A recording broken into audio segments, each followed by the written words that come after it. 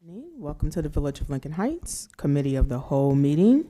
Today is Monday, January 12th, 2026, and the time is approximately 6:52. Roll call, please, Ms. Randolph. Councilman Norvery Tate. Present. Councilwoman Trina Carter. Present. Councilwoman Saritha Brown. Present. Councilwoman Phyllis Faber. Vice Mayor Durant Daniels. Present.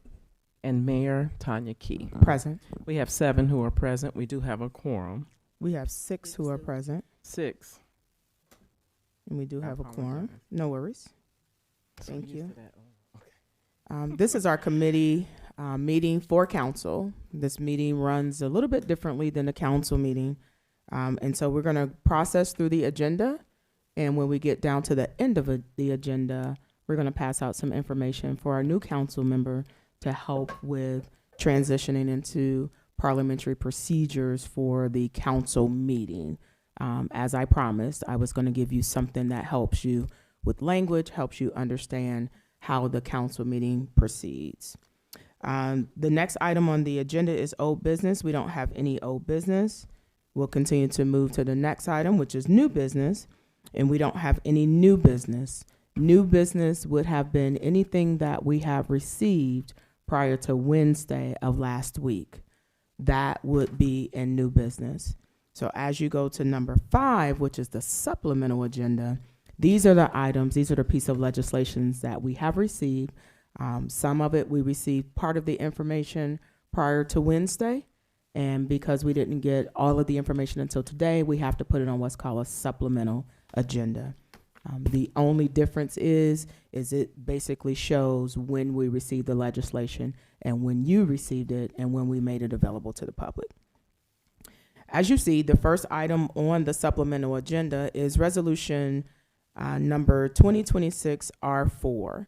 And that is the resolution regarding the resignation of Ruby Kinsey Mumphrey. If you look in your packet, right past your agenda and the request to speak before council, you will see the actual legislation. And the reason for this legislation is to officially vacate that seat so that we can begin the proceedings on appointing a new council member. As our charter states, our council is a member of 7 council members. So is there any questions on that? I guess my only, Madam Mayor, I'm sorry. Yes, sir. And we don't even have to answer this today. Do you think that we should also have further discussions in our law committee to further just make sure there are no redundancies or inconsistencies in our charter, and just having that that conversation? Because obviously there's some little bit of ambiguity, and that's why we're doing this step. So is there also, what's the best way to put it? Is you also think that we also have a next step after this to recommend this down to committee when we place committees, or do you think we should just wait until we have committees set, if that question makes sense? Yes, I understand what you're asking. For this particular legislation, there's no need to move this legislation to committee, but to make it an item on law committee meeting agenda, I think it is appropriate. Yes, ma'am. And we will see when we get down to miscellaneous business that we will be opening up the application process to make sure people know that they can apply for the seat. But let's have that law committee meeting prior to discuss whatever issues that we have found in the laws that exist so that we can make sure that we shore them up. Yes, ma'am. Thank you. All right. Any other questions on that?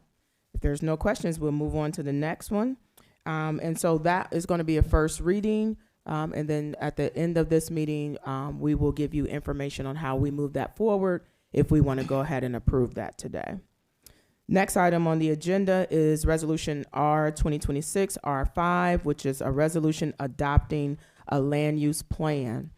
For our new council members, you did receive a copy of that full land use plan. It's a plan that has been in operation, and we've been working on it for a few years now. And we received the information from the Planning Commission, where Councilmember Tate was a part of as well. And the Planning Commission had approved it as presented, and then they moved it back to council. So you should see a letter from Mr. Charles Shockley, who was the president of the Planning Commission, recommended that it come back to council for final approval.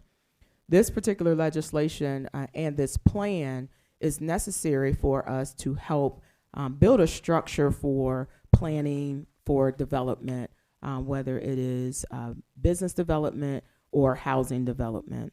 And then I can allow Mr. Brown to speak to that if he'd like, to offer any other information to it as far as we need to have it, we need to approve it, and we want to be able to work towards it so that we have a plan as we're moving forward.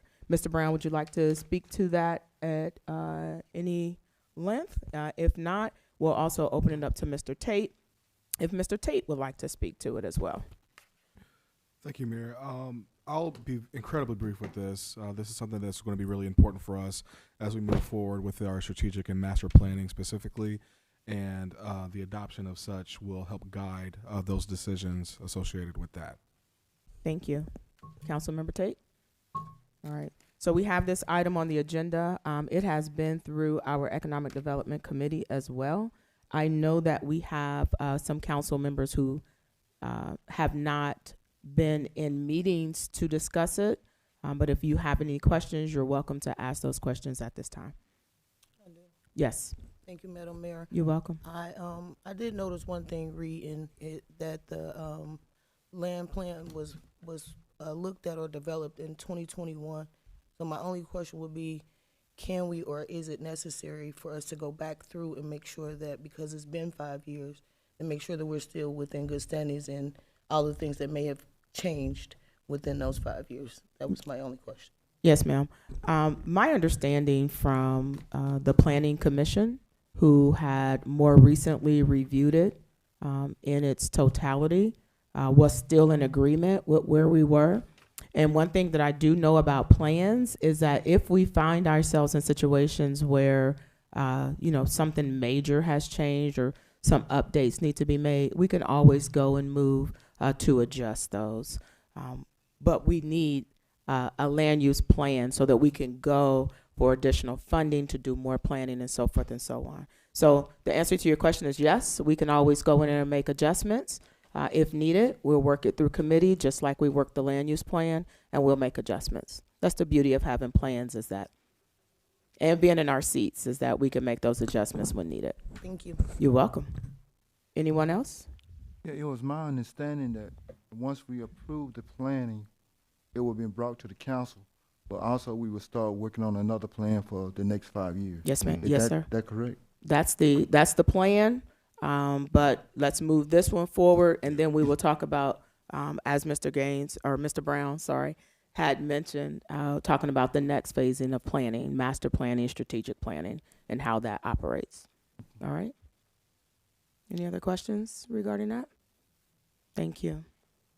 All right. So once again, that is an ordinance. It's a resolution on the agenda, and we can move that forward.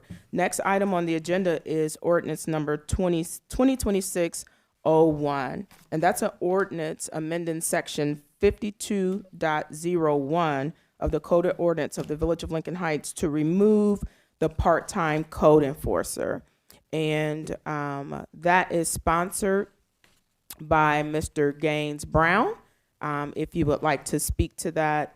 That language kind of sounds like we're going to remove the code enforcer altogether, but that's not the case. We're removing the code enforcer from their appointment currently as far as the organizational chart. Mr. Brown? Yes, so we are looking to finalize an offer letter for the part-time code enforcer this week, and part of that is to have them report directly to me as village manager, so that way when they come on, we'll be working very closely together on all things associated with property maintenance code, any nuisances, and moving forward with all things associated with GovPilot and enforcing the code compliance within the village. So this is purely structural, procedural, to have them report directly to the village manager, so that way they can work in tandem together. Thank you. Any questions? Just sorry, Madam Mayor. I'm just confirming because I guess it's my first time just looking through it. Is there in the language that actually specifies that he will be that will be going to your department? Like, I just want to make sure which section that was. I'm just trying to breeze through it real quick. So it's not necessarily Okay. in the language per se, the way I read it. Yeah. It's that we are, and if you look at on the very back page, Okay. it's 5201, Yeah. and it's the composition of the Public Works Department. Okay. And so if you move someone out of that department, they naturally go okay. directly to Thank you. the village manager. No worries. No worries. By default, there's no other department, so it just Correct. Okay. Makes Correct. sense. Thank you. And I believe that coming down the line, Mr. Brown will be disseminating to us his organizational structure as he is realigning his structure. Thank you. Okay? Thank you. Any other questions on that? All right. Next item on the agenda is the ordinance 2026-02. That's an ordinance adopting a cash handling policy for the Village of Lincoln Heights, including mayor's courts operations. So as you know, as we are going through understanding structure with our government, understanding policies and procedures, this body will be receiving a lot of updates on policies and procedures as we align and restructure. And one of the items that I had requested from the administration was the cash handling policy. Primarily, we already have one in place, and Mr. Brown was working on one as well. Because in the mayor's department, we have the mayor's court. And so sometimes they receive cash for payments of tickets and fines and fees. And I just want to make sure that the policy that we have in place is indicative of the work that we're doing today. And so Mr. Brown was able to submit an updated cash handling policies and procedures for us. And this is the legislation outlining how that will go forward, keeping in mind that this is one of those areas that we find ourselves under audit with the Ohio Auditor's Office. So we want to make sure that we are very clean with cash handling policies and procedures. Mr. Brown, would you have anything else that you'd like to say? None at this time. Thank you. Any questions? This is the ordinance 2026-02. You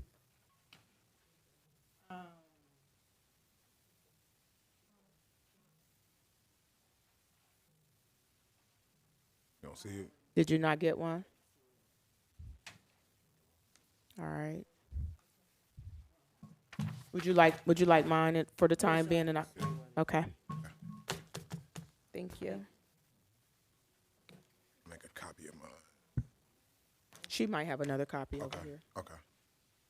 Madam Mayor. Hold on one second. I was gonna.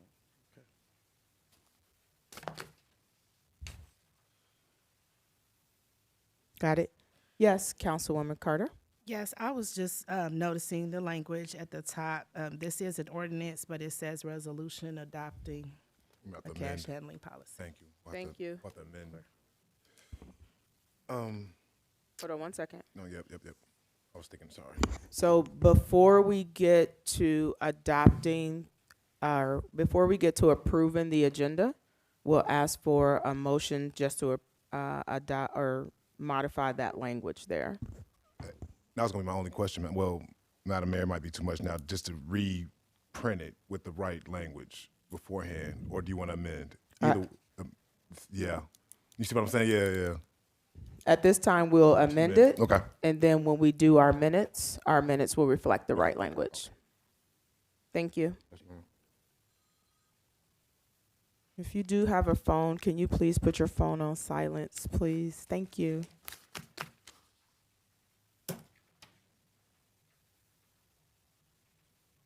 All right, any other questions on that item?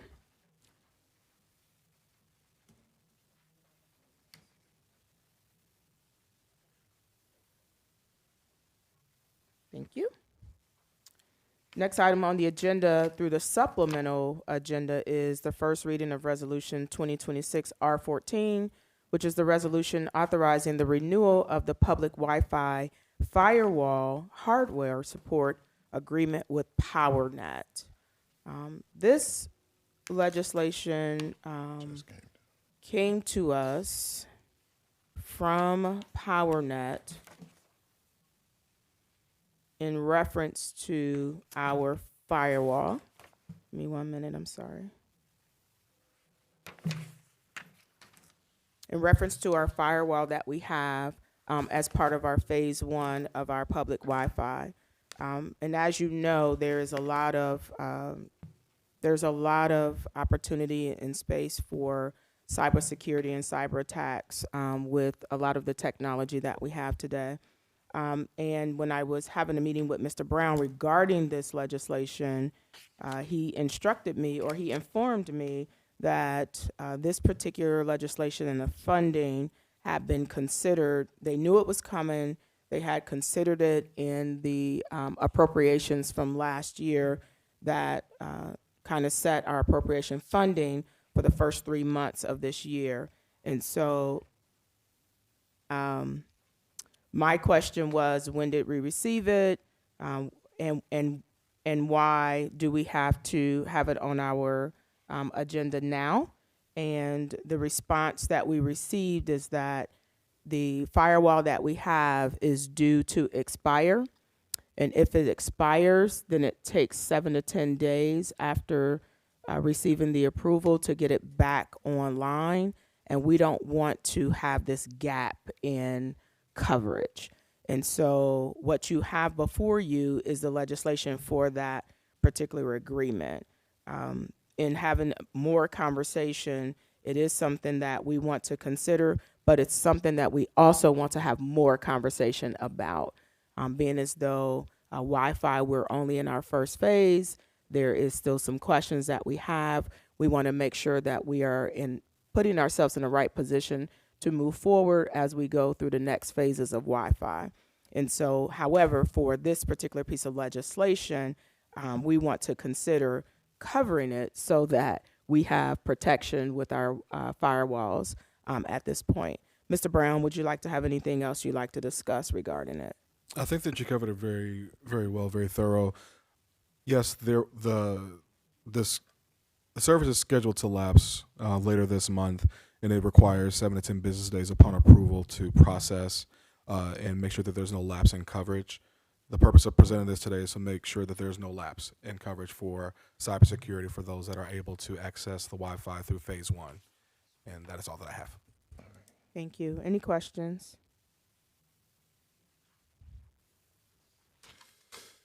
Thank you. All right. Moving forward, the next item on the agenda is what is called consent agenda. And so for our new council members, this is where we put legislation that is similar and it's procedural. And these particular groups of legislation, I believe 2, 4, 6, there's 8 of them. And this is the legislation that we do every new council to remove former council members off of bank accounts and place new leadership on those bank accounts. And so in a consent agenda, should we approve the consent agenda, we don't have to read each piece of legislation, okay? And so this information you all received on your agenda from last week. And I'll read the resolutions, I'll read the information. The thing about consent agendas is if there is any item in any one of the legislations that you do not agree with, we can remove it out of consent and put it in supplemental agenda, okay? It's a matter of procedure.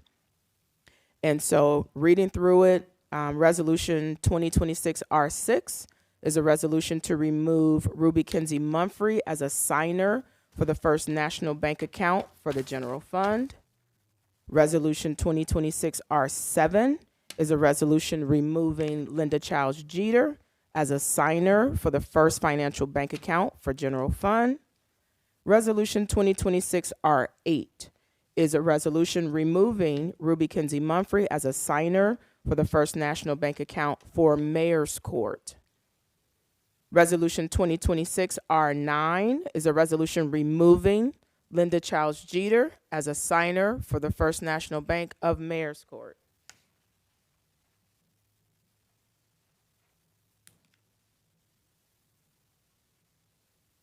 Okay, thank you. Resolution 2026 R10 is a resolution adding Mayor Tanya Key as the signer for First National Bank account for general fund. Resolution 2026 R11. Hold on one second. Let me go through and then I'm gonna come back. Okay. Resolution 2026 R11, resolution adding Vice Mayor Daniels as a signer, Vice Mayor Durance Daniels as a signer for the First National Bank account for the general fund. Resolution 2026 R12, resolution adding Mayor Tanya Key as a signer for the First National Bank account for Mayor's Court.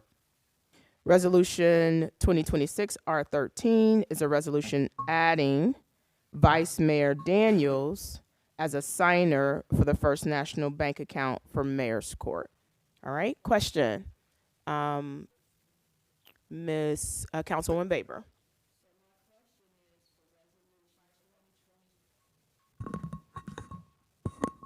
My question is this on? For resolution 2026 R10? So the problem I have is that Mr. Keys is the financial person. So I had asked you prior to you being elected mayor, how is that supposed to work? Because your husband is the financial person, and now you're going to be the signer of the bank. And I thought that you had told me that you would just give all that to your vice mayor versus yourself. Yes, ma'am. So that's for 2026 R10 as well as 2026 R12. Yes, and Or that dash is 12. and that is correct. I do not, and I will through motion make that motion that I will not be authorized to sign any check where the only signatures would be from myself and the finance director, Mr. Key. However, after conversation, there is a few amount of times where based on contracts where they require the mayor's signature and it cannot be moved. This is the conversation that we had with the finance director, that it cannot be moved to the vice mayor. And at that time, it has to come to council for council to authorize the signature. I do not plan on signing any signatures. Mr. Vice Mayor Daniels, and we've had this conversation, will sign all signatures unless I'm authorized by council to sign anything. In order to do that, we still have to have this legislation.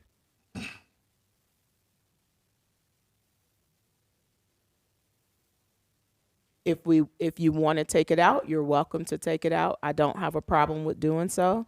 I don't have a problem with whatever we need to do procedurally, because I understand that that is an issue and a concern, and rightly so.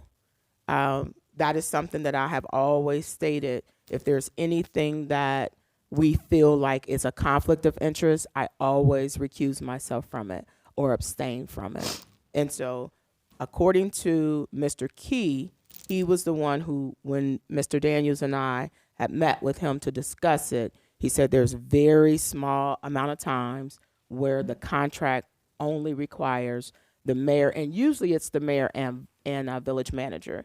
Usually it's not the mayor and the finance director. Yeah, well, to me, I just feel that it's a conflict of interest. Yes, ma'am. So in that case, would you like to remove those items from the agenda? Yes, please. Yes, ma'am. Is there a motion? Well, we can't make a motion here. So when we get to council meeting, we'll motion to remove those items from the consent agenda, and then we'll go through the process of the vote. Just for clarification, just so for my notes, when we say those, are we saying just the ones that include adding the mayor's piece? Are those the ones that we're just talking about for just like a carrot, for the sake of clarity. 2026 R-10. Yep. And 12. 12. And 12. And 12. yeah, 12. 2026 I just wanna make sure. R-12. Yes, ma'am. Thank you. All right. I have a question. Yes. So I had been thinking about that too. Would it be appropriate to require another signature if something happens? Just because I'm thinking if there was something that needed to be done quickly that required the mayor, would it be appropriate to have someone else sign as well? Would that be appropriate, or should we just take it out and vote on that? I'm cool with taking it out and then having the discussion in a committee to discuss it more, like in the finance committee, to discuss it more if we want to do that. I don't know how many signers can be on. I don't know to answer that question, but I do think it's something that we should all be aware of. We should all have our say in, and if it is to remove it, I'm fine with that because I didn't plan on signing it anyway. But we're going for this because that was what was submitted to us from the finance director. So that's a good idea to add a third signature if that's the case. We can always refer it to finance committee for discussion or law committee for further discussion. Okay. All right. So when we get to the council meeting and before we approve the agenda, we'll make those motions. All right. We'll process through them. Thank you. Any other questions? All right. Sorry, Madam Mayor, just Go for ahead. procedural, just to make sure we're clear. When we get there, we're going to say, I make a motion to remove R10 and R12 from the consent agenda, correct? Is that how we'll go about it? You'll have to do one at a time. One at a time? Yep. You have to do one at a time.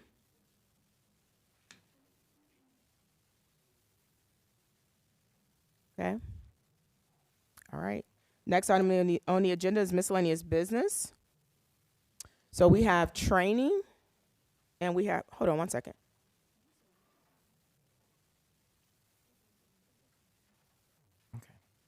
Okay. I'm sorry. We had moved resolution 14 to the consent or to the supplemental agenda. So the clerk was making sure it was still there. Training and council meeting rules. So we put together just a quick couple pages for all of council to have some language regarding, I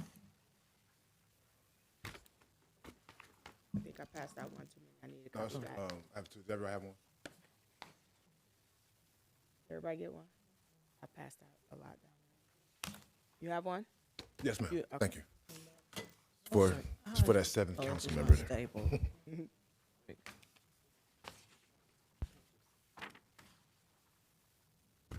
You have one, Mr. Tate? Yes, I do. All right. Everyone have one? Great. So it's titled Village of Lincoln Heights, Ohio Council Meeting Rules. It's like a one-page procedure. I call it a cheat sheet, but it's really a summary sheet of what our code of ordinances says about different procedures around the table. We are planning a full parliamentary procedure training, but because we don't have that yet, this kind of gives you some information on why we proceed the way we proceed, how you make motions, how we have debate and discussion, sort of how we've been doing today, how we amend motions, how we vote, how we read the ordinances, what are some of the common motions that we make, when a public individual is speaking, when they have public comments, how we govern ourselves, decorum of the meeting, and just a couple of key reminders. And so this is pulled directly from our rules and our ordinances. And so this is just to give you some information on how to govern yourselves. All right? If you have any questions on that, feel free to ask. We also are working on your required trainings as an elected official. Mr. Daniels has provided some information about different training opportunities that's available for us. And Ms. Randolph is putting together that entire schedule So we'll get that out to all of council to take a look at that and begin to make arrangements to attend those meetings. Some meetings are virtual, some are in person, some are in person locally, some are in person out of state or out of city. And so we want to make sure that we all have our official training, our required training as council members as we operate in our roles. All right? Any questions on that? Okay. Hopefully we can have that to you by next week. We've been working on it. I think we received the last bit of information that we were looking for. And as we work on creating the large training that is specifically to our rules, our ordinances, our work, our body of work, then we will put that out as well. All right. Next item is boards and commissions. We have quite a few boards and commissions that have open seats. And Ms. Randolph has submitted to me the most up-to-date boards and commission seats. And I'll just read them off. Our Recreation Commission, we have 3 available seats. Our Charter Revision Commission, we have 2 open seats, and we have 1 that we want to confirm. Records Commission, there's 1 citizen that gets appointed by the village manager. That's open. Tax Review Board, we have 4 open seats. The Zoning Board of Appeals, we have 3 open seats. The Planning Commission, we have 2 open and 3 that we want to confirm that they want to continue. Personnel Advisory, we have 3 open seats. The Investment Board is 2 members of council that is seated. And so we have to decide who we want to sit on that particular board, and then we vote on that. Education Commission, we have 3 open seats. The Housing Board of Appeals, we have 5 open seats. It's important that we fill those seats, and in a meeting that I was having with our vice mayor and with our village manager, we began to talk about a strategy on how we can fill those seats. I believe if we put information out kind of talking about the duties and the responsibilities and the roles and how important those seats are as an advisory group to the council, I believe that we can open up the door and possibly get more of those seats filled. And so we've begun that, taking a look at what the charter says about those positions and those seats. And then as council, as we know, individuals who might want to apply, let's encourage them to apply. We are looking at what type of training we want to offer, what type of training is available to send them to so that they're knowledgeable about the roles that they are accepting, and begin to fill those seats. So next week, we will have that spreadsheet out to you all with that information, with the open seats. The applications are already available. And so if people want to apply, they can go ahead and start applying. And then we'll go through the process of filling those seats. Any questions about that? Yes, sir. Is there an age limit for those seats? Education Commission skips me because for some reason in my mind, I wanted to say that at one point in time, we were looking for a student. Yeah. But all the other ones are definitely 18 and over. And those are things that if we want to adjust what that looks like, we want to adjust those boards and commissions, we just got to go through the process of doing so. All right, but that's the only one that I think, and I could be wrong, but we can go back and check it. The Education Commission allows for a student to perhaps be a part of it. I have a question, ma'am. Yes, ma'am.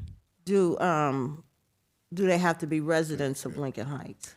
The commissions and the boards that I have seen have to be residents of Lincoln Heights. If I'm mistaken, could be some language in one of those that says something else. If not, from my understanding, is everything, they all have to be residents of Lincoln Heights. Mr. Desai, I know we're just talking about it. From your recollection, is there any information about individuals can be non-residents to be on any of those boards or commissions? Good evening, everyone. To offhand, the one that would strike me would be the Planning Commission, because I believe the Planning Commission has certain qualifications that are required of certain members. Could be remembering that wrong, but I'm pretty sure that one calls for specific requirements. I don't know if it says that residency is not required, Okay. but do you want me to look into that? I'd be happy to take a look. We will pull the charter. We'll get the spreadsheet out, and then if we need additional information, we'll definitely reach out to connect. But good question, and if we want to amend it to allow perhaps a business, they're not residents, but they're businesses that are here to be part of a committee or a commission. It's up to us. We just have to make the necessary rule changes. Madam Mayor, just Yes. if you don't mind, because I don't have the sheet in front of me. When we have the obviously the application to get on the boards and commissions has a lot of information on the back. Does it have those qualifications on the back? And if not, I can just go grab one and check real quick. If that's okay with you. You can grab it and check, but we're going to look at it just in case we got to revise anything. We're looking at everything and rechecking it, so you're happy to do so. All right. Next item on the agenda is, as you may be aware, that this coming year is our 80th anniversary of being an incorporated community, and so we're super excited about that. And we want to begin the process of planning for our 80th year celebration. We all know that during Lincoln Heights Days in September, we always do a big celebration, and we talked about it in our 75th. That we would do a big one in our 80th. And so here we are in our 80th, getting ready to go to our 80th, and we want to start to have the conversation on what that might look like. So we're not ready to have the full conversation, but we will begin having the conversations on what that might look like. So if you have any ideas, I know Vice Mayor has already reached out, said he has some ideas. Let's pull them together. Let's reach out to the residents. Let's get some committees and subcommittees working towards one great cause, and that's to celebrate Lincoln Heights for 80 years. Madam Mayor, I'm sorry, Yes. just so to bring it back, just to back in commissions, Education Commission, it does, not into age pieces, but it does say the membership shall consist of 2 high school age students and 3 adults. So just for the record. Thank you. I couldn't remember for sure. I knew I had read something like that, but I couldn't remember for sure. Yes, ma'am. Thank you. And then the last item on the miscellaneous business is the open council seat. So after we go through reading and adopting the resolution 2026 R4, that will officially vacate that particular seat. And then we want to go through the process of filling that seat through application. And so my understanding is that we have applications out front. Ms. Randolph? Mayor, I can double check and see. Okay. We should. I think we do. If we don't, we will have applications out front relatively in short order for anybody who wants to apply for that vacated seat. And sorry, Madam Mayor, but That's okay. to Village Manager Gaines, is that something we could also put online as well too? An online application? Absolutely. I know you're not like you're busy or anything. Well, all the open seats, Yes. open seats is going to go on the website, and the goal is to have the information out there so people can apply. Yeah, thank you. You're welcome. There's no other questions regarding the open council seat. We'll entertain a motion to adjourn. Motion. Second, And probably moved in second by Councilwoman Baber Brown. and Councilwoman Brown. Thank you. Thank you. You want to? The committee of the whole meeting is adjourned. Give us 5 minutes and we'll be back to start our council meeting.